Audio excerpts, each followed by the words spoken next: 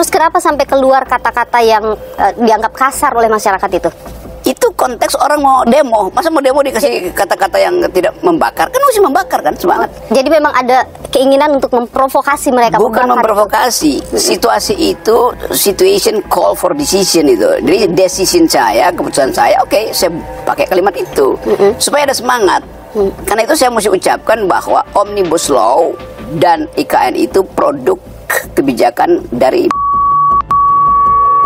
Kalau dia berani debat dengan buruh, kan saya tambahkan di situ kan. Tapi orang cuma anggap saya ucapkan itu tanpa konteks. Padahal sebetulnya itu semuanya adalah hal yang betul-betul saya ucapkan dengan niat untuk memberi kritik setajam-tajamnya gitu.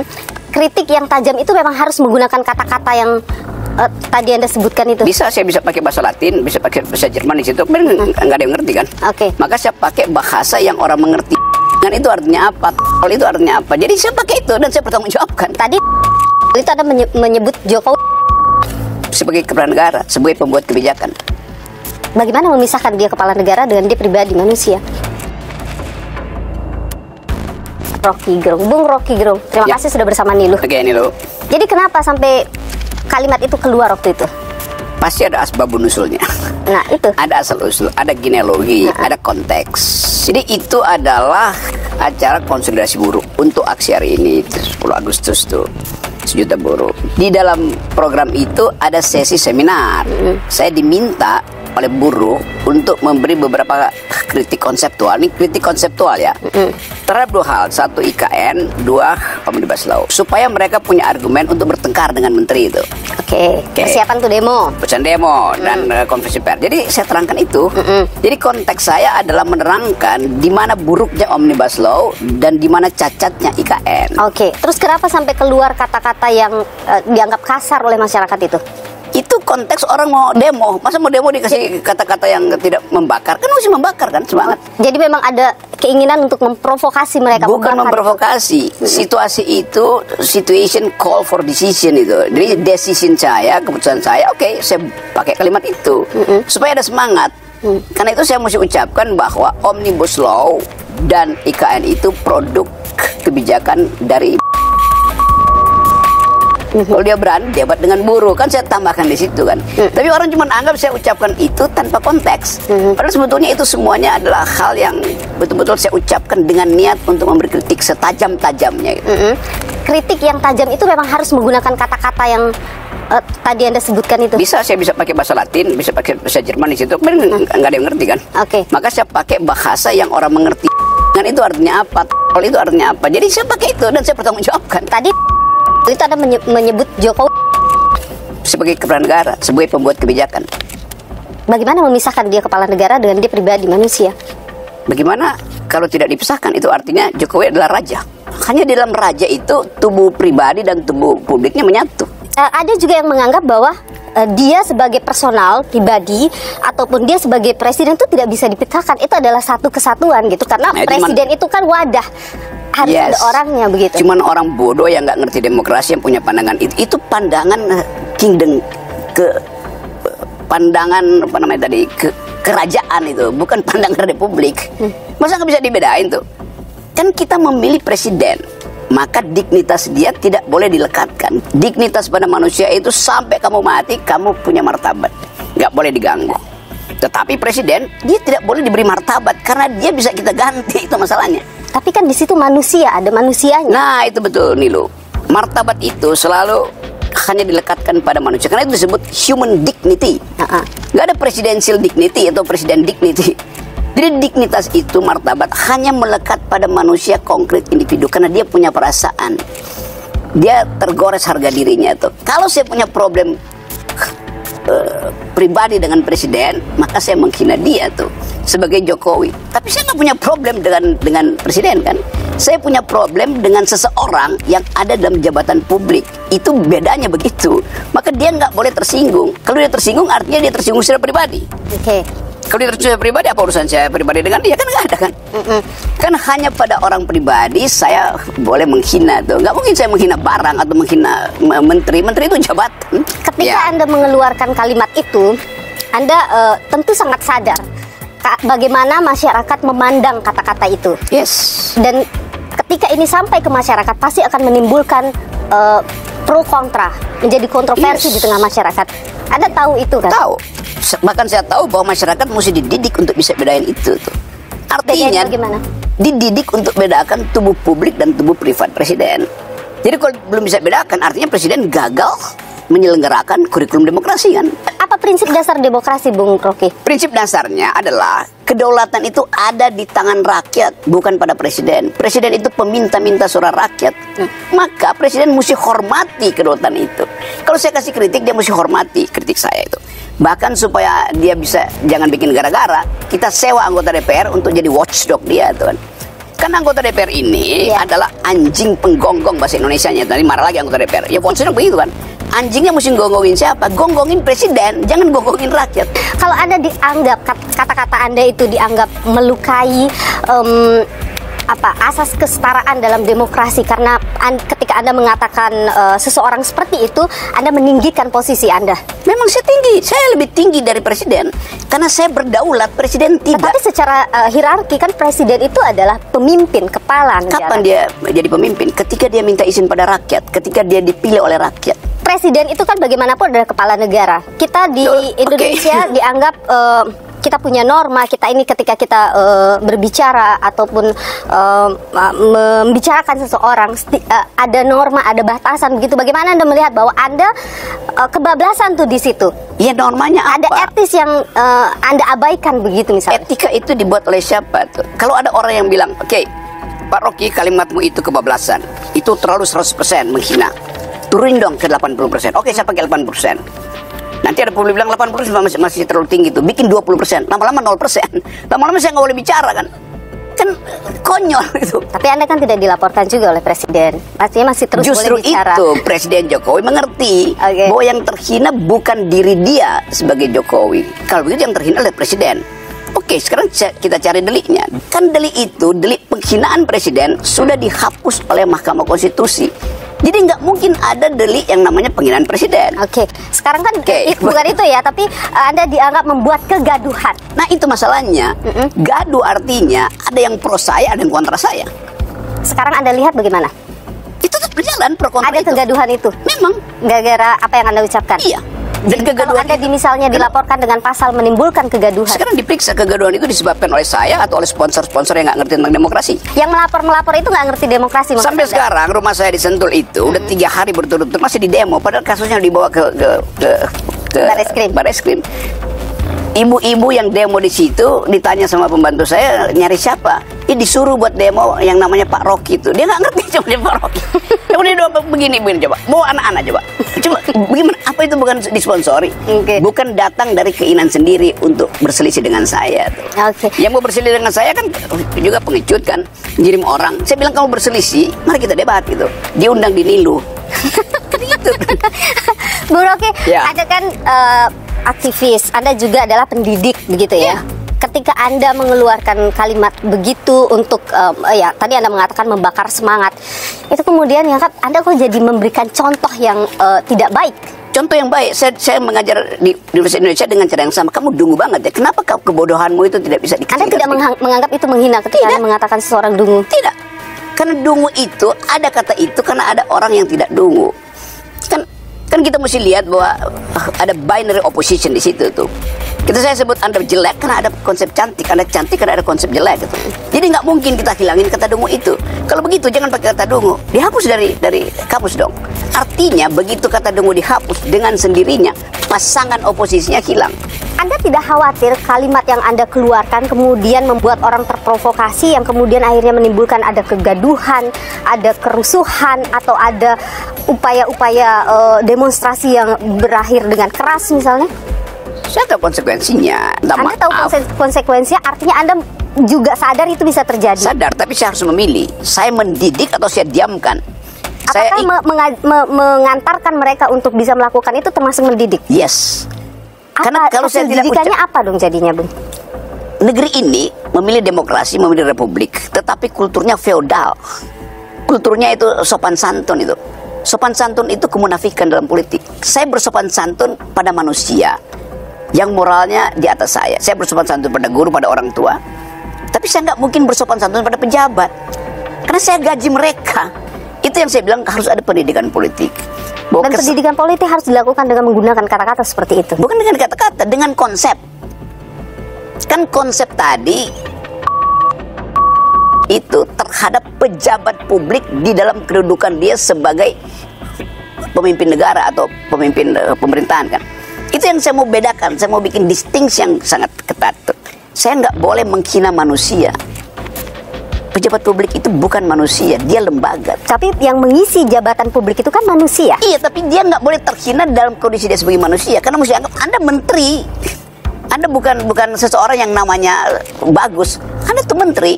Semua kebijakan Anda potensial untuk membuat kita miskin, membuat kita terhina, atau membuat kita melarat, tidak adil. Karena itu mesti diawasi terus-menerus. Jadi Anda menganggap demokrasi kita sekarang gagal. Karena itu saya ambil risiko itu. Kan saya bilang saya minta maaf karena saya membuat kontroversi sehingga terjadi pro dan kontra. Anda minta ada maaf atau bangga karena terjadi kontroversi? Nah, saya nggak bangga karena saya anggap bahwa mestinya mereka paham itu. Terutama yang anti pada saya, mesti mereka paham. Kan ini orang-orang yang harusnya terdidik, paham bahwa nggak boleh melarang saya bicara tuh. Di Jogja PDIP larang saya bicara. Lo PDIP itu partai, ngapain larang saya bicara? Mahasiswa marah pada PDIP harinya kan? Kan terjadi kontroversi. Gara-gara Rocky Gerung terjadi konflik antara mahasiswa dan PDIP enggak. Gara-gara PDIP melarang saya bicara, mahasiswa marah karena mahasiswa punya hak untuk mendengarkan kuliah saya. Begitu dong. Anda tidak khawatir mahasiswa atau generasi muda kemudian mengikuti atau melakukan kedepannya dalam berdemokrasi menggunakan kata-kata yang kasar, mencerca orang lain misalnya? Survei aja. Begitu banyak orang yang merasa memang itu hak kami untuk mencerca. BEM UI berapa kali mencerca Presiden Jokowi itu mahasiswa dengan meme yang segala macam. Majalah Tempo berapa kali covernya mencerca Presiden Jokowi itu Pinocchio lah segala macam. Sama aja. Saya ucapkan secara verbal, mereka ucapkan secara karikatur kan sama tuh. Bagaimana kalau apa yang Anda lakukan dianggap sebagai bukan mengkritik, bukan mengingatkan, tetapi lebih kepada Anda sedang menjadi demagog? Yang saya kritik para demagog justru I'm doing pedagogi. Saya kasih pedagogi. Demokrasi itu tidak boleh ada asumsi bahwa seseorang harus diselamatkan dari cacian. Nggak begitu. Demokrasi itu membenarkan orang mencaci. Tapi yang dicaci itu adalah jabatan, bukan orang. Oke. Kan itu poinnya tuh. Di itu ada pedagogi. Nah mereka kalangan demagog menganggap bahwa saya menghina. Ya mereka yang menghina. Karena memuji-muji itu juga menghina sebetulnya kan. Memuji melampaui sesuatu menghina. Anda kan sering ya memberikan kritik pada Presiden selama sangat sering, bukan sering terus-menerus. Ada nggak yang kemudian oleh Pak Presiden ditindaklanjuti kritikan Anda? Ada. Kira-kira kenapa begitu ya? Saya nggak tahu. Kan saya cuma kasih kritik. Kan mereka bilang kasih kritik. Tapi Pak Rocky kasih solusi juga dong. Solusi, saya bayar pajak untuk kalian untuk cari solusi. Ngapain cari solusi? Kalau dia nggak bisa kasih solusi, dia mundur supaya kita gantikan orangnya kan. Nah sekarang ada masalah tuh. Kenapa Anda caci maki, kritik atau cerca? Kalian juga udah puji-puji. Ngapain saya ikut muji-muji? Kan ada bagian yang memuji, mesti ada bagian yang mencaci, kan sama kan? Memuji dan mencaci itu kan kualitas buruk dari manusia kan? Tapi mencaci dengan menggunakan kata-kata kasar bagaimana? Terhadap siapa saya kasih kata kasar?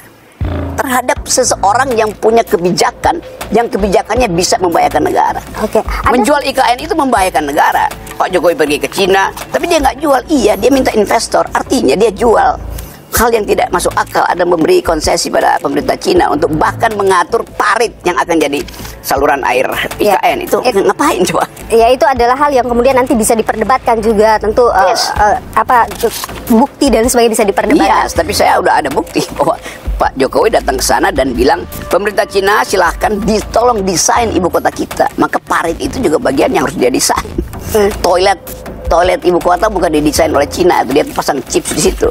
Dan Anda menilai ketika mengkritik pemerintahan dengan menggunakan kata-kata tadi itu efektif? Efektif. Apa bukti efektif? Ya buktinya sekarang semua orang menganggap memang mesti dirubah IKN itu, mesti dirubah Omnibus Law. Kan kalau nggak efektif buruh nggak akan terus-menerus kan. Memang efektif.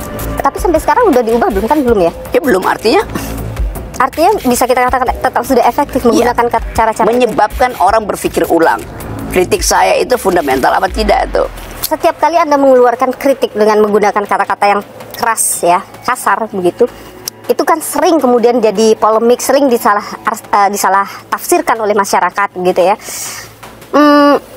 Kenapa tidak menggunakan kata-kata yang lebih baik misalnya, atau lebih halus begitu misalnya? Bisa saya perhalus, tetapi nggak efektif lagi kan?